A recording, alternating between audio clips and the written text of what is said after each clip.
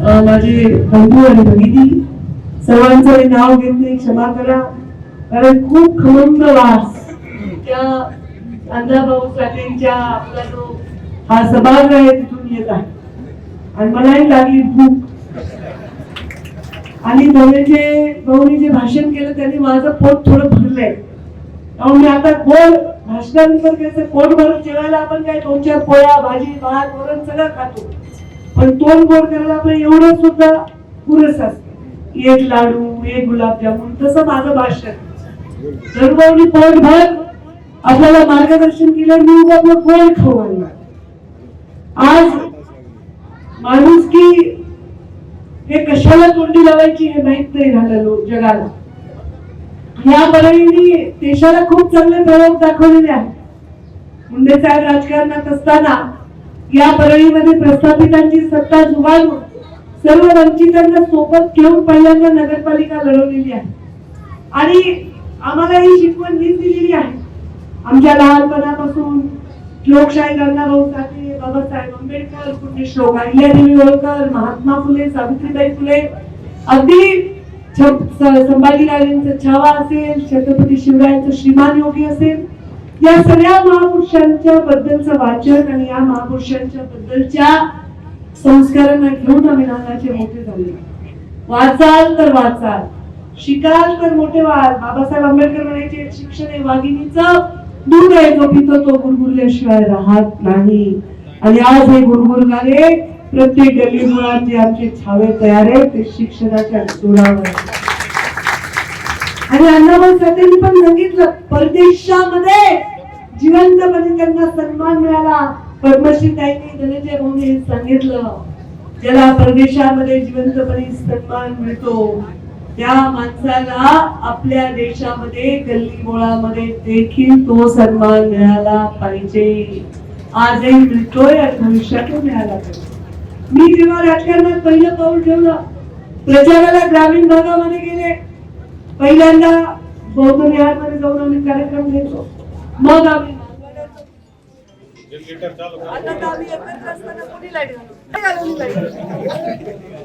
आवाज बघायला येलाय का? आम्ही त्याच्यानंतर बौद्ध विहारामध्ये जायचो. अशा करत करत करत आपली शेवटी प्रत्येक समाजाच्या बायकांना घेऊन गावाच्या आटलांच्या वाड्यामध्ये जाऊन बैठक इथे राहिलेली बाहेर देशामध्ये बाबासाहेब आंबेडकरांनी देशाला रत्न दिल्यानंतर प्रत्येकाच्या रक्तामध्ये लाल रंग सगळ्यांचा सारखा आहे, तर जातीचे रंग का सारखे नाही का? प्रत्येक जण अजूनही देशाला स्वतंत्रता मिळूनही 75 वर्ष झाले तरीही आपण या पाबंदी मोडू शकलो नाही. हे माझ्या सारख्या जीवाला प्रश्न पडत होता. आणि या प्रश्न जर आपल्याला उत्तर शोधायचं असेल तर आपल्याला शिक्षण हा एकमेव मार्ग आहे.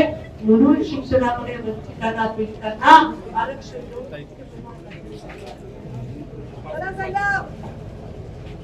शिक्षणामध्ये आरक्षण देणं म्हणजे काय?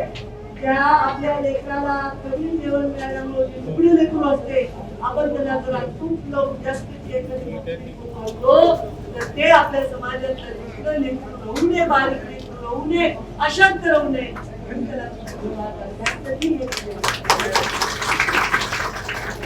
मी लहान असताना मला काही वाईट वाटलं, मला मी लढायची, मी बाबाला सांगायची असं झालं, बाबा म्हणजे आपण त्याचं घर उन्हात बांधलं. मला वाटायचं घर उन्हात बांधता येते खरं, एखाद्या नंतर चुकीचं केलं, बाबा याचं घर उन्हात बांधलं. अरे उन्हात घर बांधायचं म्हणजे काय? जे घर आपल्याला उन्हामध्ये बांधलेलं असतं, जे उन्हामध्ये नेतृत्व उभं राहतं ते आपल्याला सावली देतं. मोठ्या नागाच्या सावलीमध्ये जर तुम्ही उभं राहिलं, तुम्हाला तुमची सावली दिसली का? तुमच्या घरामध्ये तुम्ही उभं राहिलं, तुम्हाला सावली दिसली का? तुम्हाला सावली तेव्हाच दिसते जेव्हा तुम्ही उन्हात कडकत्या उभं राहतात.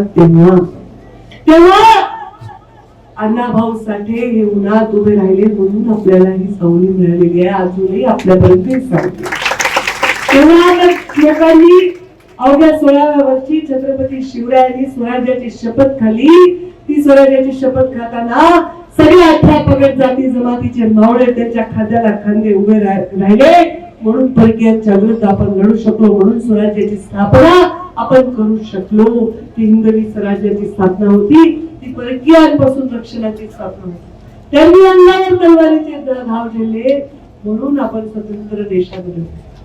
महामानव बाबासाहेब आंबेडकरांनी रस्त्यावरच्या दिव्याखाली बसून अभ्यास केला, म्हणून ते तेवढे मोठे तज्ञ झाले, म्हणून त्यांनी घटना लिहिली, म्हणून आपण आज या देशामध्ये लोकशाहीने सगळ्यांना समान अधिकार दिलेला अधिकार आपण. आणि म्हणून आपण जर सीमामध्ये राहिलो तर आपल्या लेकरांना समजून मिळत असते. आणि ते लेकरे 3-4 पांढरे शर्ट घातलेले आहेत. तुम्ही म्हणजे काही शर्ट मागू काही आहे माझा छावा.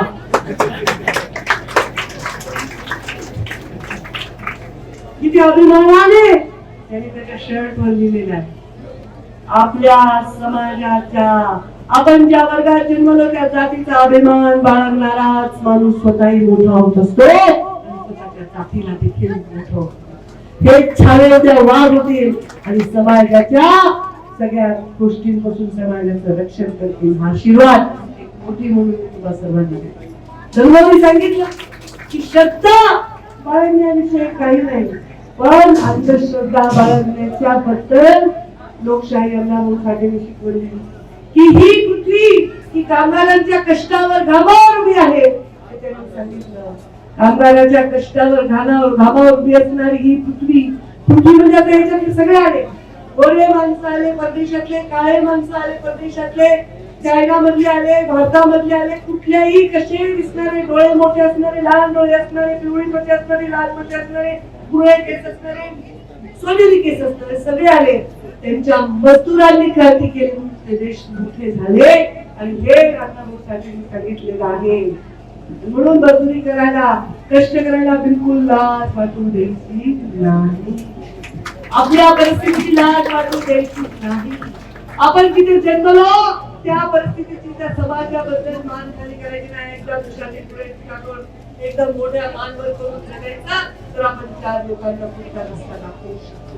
ते आपल्याला म्हणून श्रद्धा बाळगा, अंधश्रद्धा बाळगू नका. मुंडे साहेबांनी तेव्हा मुंडे साहेब प्रपंच झाला होता. गणपती दूध प्यायले होते. प्रत्येक जण जायचं गणपती समोर दूध ठेवतो आणि माझं गणपतीने दूध पिलं. मुंडे साहेब म्हणले माझ्या गणपती दूध पीत नाही. एवढा टीका पण झाली, तेवढंच कौतुक झालं. कौतुक कुठून झालं? हे सामान्य माणसाकडून झालं, विधी तुकड्यांकडून झालं. कारण जेव्हा त्या जातीचे रंग भरत होतो तेव्हा गरीबाला त्याच्या रंगावरून, त्याच्या जातीवरून व्यवस्थेत बाहेर ठेवण्याचं पाप होत होतं. आणि ते पाप करणारे अंधश्रद्धा बोकाळणारे लोक होते. म्हणून मुंडे साहेबांनी कधी अंधश्रद्धा मानली नाही. वाटेगावचं नाव सगळ्यांनी घेतलं. आमचे धनुभाऊ ते म्हणले त्यांना पारितोषिक मिळालं का आणखी काय मिळालं, पण त्यांना समाज कल्याण खातं मिळालं. धनुभाऊ मला तर पशुसंवर्धन मिळालं. मला तर ज्यांना बोलता येत नाही पशुसंवर्धन सांगत असताना आपल्याकडे पर्यावरण पण आहे. अहो पण एक मुली लोकांना व्यक्त होता येत नाही ना. पर्यावरण मंत्रालय हे समजवतं ना की लोकांना. पण मुंडे साहेबांची एक शिकवण आहे. मुंडे साहेबांनी सांगितलं जे पद आपल्याला मिळतं ते पद आपल्या नावाने ओळखलं गेलं पाहिजे. या संस्कारात आम्ही वाढलेलो आहोत. आणि म्हणून मी जेव्हा ग्रामविकास मंत्री झाले, काय करावं मुली या ग्रामविकास मध्ये काहीच काम नव्हतं मला. कसं मुख्यमंत्री ग्रामसडक योजना आणली, 25-15 लोकांना माहित सुद्धा नव्हता, गावागावामध्ये झाला. त्याच वेळी वाटेगावला 5 कोटी रुपयाचा निधी आपल्या अण्णाभाऊ साठे यांच्या स्मारकासाठी माझ्या माध्यमातून दिली. त्यावेळी मी सावित्रीबाई फुलेंच्या नायगाव या जन्मस्थळी निधी दिला. त्यावेळी मी जिजाऊंच्या जन्मस्थळी जिंके राजाला निधी दिला. या श्रद्धास्थानांचा जे स्मारक आहे ते जगाला पुढच्या पिढीला शिकवण्यासाठी. ज्या पशूंना बोलता येत नाही त्यांचं खातं माझ्याकडे, ज्या पर्यावरणाला व्यक्त होतात नाही त्याचं खातं माझ्याकडे. पण मी एक वचन देते तुम्हाला, अण्णाभाऊ साठेंच्या विचारांनी प्रेरित होऊन या परिस्थितीत सुद्धा या खात्यांचं नाव होईल असं काम करण्यासाठी मी जरगडत राहीन. तुम्हाला अभिमान वाटेल असं काम. हे पर्यावरण जे जागतिक आहे जिथे डोंगर कोसळत चालले, दर्या कोसळत चालल्या, पाणी संपत चाललंय, ऑक्सिजन कमी होत चाललाय, वृक्ष कमी झाले, याहीपेक्षा भयानक पर्यावरण माणसांचं चालू.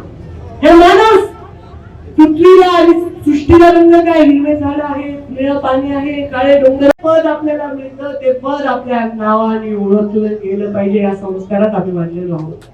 आणि म्हणून मी जेव्हा ग्रामविकास मंत्री झाले, काय करा मुले ग्रामविकास मध्ये काहीच काम नव्हतं मला. कसं मुख्यमंत्री ग्रामसडक योजना आणली, 25-15 लोकांना माहिती सुद्धा नव्हता, गावागावामध्ये झाला. त्याच वेळी वाटेगावला 5 कोटी रुपयाचा निधी आपल्या अंदाज पोहोचसाठी यांच्या स्मारकासाठी माझ्या कार्याच्या माध्यमातून दिली. त्यावेळी मी सावित्रीबाई फुलेंच्या नायगाव या जन्मस्थळी निधी दिला. त्यावेळी मी जिजाऊंच्या जन्मस्थळी जिंके राजाला निधी दिला. या श्रद्धास्थानांचा जे स्मारक आहे ते जगाला पुढच्या पिढीला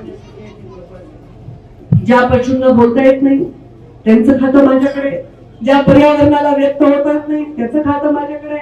पण मी एक वचन देते तुम्हाला, अण्णाभाऊ साठेंच्या विचारांनी प्रेरित होऊन या परिस्थितीत सुद्धा या खात्यांचं नाव होईल असं काम करण्यासाठी मी जरगडत राहीन. तुम्हाला अभिमान वाटेल असं काम. हे पर्यावरण जे जागतिक आहे, जिथे डोंगर कोसळत चालले, दर्या कोसळत चालल्या, पाणी संपत चाललंय, ऑक्सिजन कमी होत चाललाय, वृक्ष कमी झाले, याहीपेक्षा भयानक पर्यावरण माणसांचं चालू. हे माणूस पृथ्वीला आणि सृष्टीला रंग काय, हिरवे झाड आहे, निळं पाणी आहे, काळे डोंगर आहे, पण माणूस मात्र असंख्य रंगात विभागलाय. कोणाचा हिरवा आहे, कोणाचा पिवळा आहे, कोणाचा भगवा आहे, कोणाचा निळा आहे. अशा असंख्य रंगात विभागलेल्या माणसाला एका रंगामध्ये, शांततेच्या रंगामध्ये एकत्र आणण्याचं काम काही सोपं नाही. धर्मोनी सांगितलं ते बरोबर. छत्रपती शिवरायांची जयंती असेल तर आमच्यातला कोणीतरी इथला मस्के अध्यक्ष झाला पाहिजे. बाबासाहेब आंबेडकरांची जयंती असेल तर बाजीराव धर्माधिकारी अध्यक्ष झाला पाहिजे. संभाजी महाराजांची जयंती असेल तर जगतकर अध्यक्ष झाला पाहिजे. आणि सावरकरांची जयंती असेल तर कोणीतरी पाटील अध्यक्ष झाला पाहिजे. काय हरकत आहे? असा समाज घडला तर या व्यवस्थांना अर्थ आहे. नुसते भाषण आणि व्याख्यान आम्ही देऊ तर हे तुमच्यामध्ये बदल झाला पाहिजे. ते जे छावे उभे ते छोटे, त्यांच्या चेहऱ्यावर इतकं निष्पाप आहेत ना, इतके मोड आहेत लेकरं, त्यांना माहित नाही यांच्या शर्टवर काय लिहिलंय. पण एक लक्षात ठेवा, मागे काही लिहू द्या, छावा लक्षात ठेवा. छावा छावा हा वाघाचा असतो, सिंहाचा असतो. छावा आणि पछडे व्हा आणि आपले पंजे एवढे मजबूत करा की तुमचं आडनाव काही असलं तरी तुमच्या कर्तृत्वाने तुम्हाला ओळखलं पाहिजे. अशा प्रकारचे काम. मागे आमदार नामदार राहिल्याने लोक लक्षात ठेवत नाही, कामदार झाल्यावरच लोक लक्षात ठेवतात. लोकांचं काम केलं आणि जैसा बोले तैसा चाले, त्याची वंदावी पावले. लोकांसंगे ब्रह्मज्ञान स्वतः कोरडे पाषाण कोणी लक्षात ठेवत. जगात जाऊन भाषण करायचं, भ्रष्टाचार करून कमायचं, घरी येऊन पैसे खायचे लोकांचे, अशा लोकांना लक्षात ठेवतो. आज अनुभव सांगितले, एका पोराच्या हृदयाचं ऑपरेशन केलं, तो आता मोठा झाला. असंख्य लोक आमच्या दारात येतात, कुणाचं ऑपरेशन असतं, कुणाला कॅन्सर झाला असतो, कुणाची फीस भरायची असते. हे समाजाच्या लोकांना देण्याचं काम करतो. म्हणून एवढ्या अवघड परिस्थिती इथे टिकून राहू शकतो. राजकारणात हे सोपं नाही, आताच्या तर नाहीच नाही. एक तर जातीपातीचं धर्माचं राजकारण होत आहे आणि त्याच्यावर पुन्हा स्त्री आणि पुरुषाचं वेगळं वागणं होतं. म्हणजे माझी तर त्यांच्यापेक्षा अजून थोडी गडबड लढाई. आणि पुन्हा स्त्री आहे, स्त्री कधी वारसा होऊ शकते का? कुठे म्हणजे अनुभवासाठी स्त्री वारसा होऊ शकत नाही. कुठं म्हणजे महामानव बाबासाहेब आंबेडकर की मुलाला एक मत देता येतं, मुलीला अर्ध देता येतं नाही म्हणले. जेवढं मत मुलीला देता येते तेवढंच मुलाला देता येतं. जो आरक्षणाचा शिक्षणाचा अधिकार स्त्रीला आहे तो पुरुषाला आहे तोच आहे. आणि म्हणून या लढाईमध्ये जो जिंकतो तो इतिहास करतो. आणि जो इतिहास करतो त्याला तो गेल्यानंतरही लोक त्याचं आठवण करत असतात, त्याच्या विचारांवर चालत असतात. आणि म्हणून एवढंच सांगेन, माणुसकी हीच आमची जात आणि समता हाच आमचा धर्म. शोषितांच्या जीवनात प्रकाश आणणे हेच आमचे खरे कर्म. हे वाक्य आपल्या अण्णाभाऊ साठेंचे, हे वाक्य प्रत्येक जण जो जगेल तो अण्णाभाऊ साठेंना अभिमान होईल असं काम केलं. महामानव याच्यासाठी नाही बनले की आमच्यानंतर तुम्ही बनू नका. त्यांचे स्वप्न आहेत असंख्य बाबासाहेब बनावे, असंख्य अण्णाभाऊ बनावे, असंख्य लढणारे संभाजी छत्रपती संभाजी छत्रपती शिवराया बनावे, असंख्य सावित्रीबाई बनाव्या, जिजाऊ बनाव्या, रमाई बनाव्या, पुण्यश्लोक अहिल्यादेवी बनाव्या, तरच त्यांच्या आठवणीला न्याय जयंत्यांना अर्थ. म्हणून आपण सर्व कष्टाने उभे राहू, कोणासमोर हात पसरू नका, शिका, कमवा आणि शिका, स्वतःच्या पायावर उभं राहा. तुम्हाला दिलेलं आरक्षणाचं जे कवच कुंडल आहे त्याचा वापर करून स्वतःच्या पायावर उभं राहा. तुमच्या पाठीशी तुम्ही जेव्हा यशस्वी व्हाल, समाज तुमच्या समोर झुकल्याशिवाय राहणार नाही. यशस्वी माणसाच्या मागे सगळे झुकत असतात, समोर त्याच्या सगळे लोकांना घालत असतात. यश नसले की लोक त्याच्या मागे उलट बोलतात. दोन्ही अनुभव मी घेऊन बोलायले, स्वतःच्या अनुभवातून बोलायले. जेव्हा यश मिळत नाही तेव्हा सगळे आपल्यावर ताकवट करून येतात, आणि यश मिळालं किंवा पद मिळालं की लोक म्हणतात अरे वा, हे तर म्हणजे ग्रेटच माणूस. आपलं पद नसताना आणि असताना वर्तन सारखंच असलं पाहिजे. आपल्याला काय मिळो नाही तर नाही मिळो, आपल्या वागण्यामध्ये बदल नाही झाला पाहिजे, ती खंबीरता आपल्यामध्ये आली पाहिजे. म्हणून ती खंबीरता घेऊन तरुणांनी काम करा. माझ्या माता भगिनी खूप आता महिला आमच्या अध्यक्ष झालेल्या आहेत. मी मला वाटतं बचत गटाची मोठी चळवळ आपण इथे उभी केली पाहिजे. महिलांच्या हाताला काम दिलं पाहिजे, त्यांना रोजगार दिला पाहिजे. लाडक्या बहिणी तर तुम्ही आहेत का नाही? आहेत का नाही? कोण कोण लाडक्या बहिणी? बघा बरं, कोण हात वर करायला लागू नका. हात खाली ठेवतात तर बंद होईल. हात वर कर. बघा, सख्खा भाऊ किती वाढली देतो? किती? 200 500. हा, आणि हे आमचा भाऊ किती देतो? देवा भाऊ 1,500 महिन्याला. आपल्याला तर राखी पौर्णिमेला एकदाच मिळते वर्षातून 500 रुपये. इथं महिन्याला 1,500 आणि वर्षाला किती? 18,000. बिलकुल ते अकाउंटला कोणाला हात लावू नका. मला तुम्ही दारूबंदीची खडूस माहिती दिली आहे. दारूबंदी करा अशी मागणी केली. या 18,000 मध्ये बिलकुल इकडं बहिणींनो भाऊजींना हात लावू नका, बरोबर? तुमच्या दारूबंदीवर पण आम्ही येऊ. इथं दारू पिऊन बायकांना कोणी त्रास दिला करे निशाने तरी तर घराच्या बाहेरच ठरला. घरातून बायकोला त्रास द्यायचा नाही, बरोबर? तसलंच आहे. बदलू आपण हे प्रत्येक उलटे, बरोबर आहे? अरे अण्णाभाऊ साठेची जयंती आहे. मी तर भगवान गेल्यावर लोकांना सांगते एवढा दिन लोक पुढे सोडून देतात. माझे कार्यकर्ते तर मी महिला असल्यामुळे जरा फार कमी रसमी असते, पण तुम्ही पण अण्णाभाऊ साठेंवर प्रेम आहे ना? तुम्ही इथे जयंती करताय ना, तर व्यसन सोडा. आणि व्यसन सोडायला त्रास होत असेल, वेळ लागत असेल तर व्यसन करून घरात येणारे कर्म सोडा. एवढं तर सुरुवात करा. हे निमित्ताने मी तुम्हाला सर्वांना आवाहन करते. अण्णाभाऊ साठेंचा मी विनम्र अभिवादन करते आणि माझ्या वाणीला विराम देते. धन्यवाद. जय हिंद, जय महाराष्ट्र, जय भीम. अण्णाभाऊ साठेंचा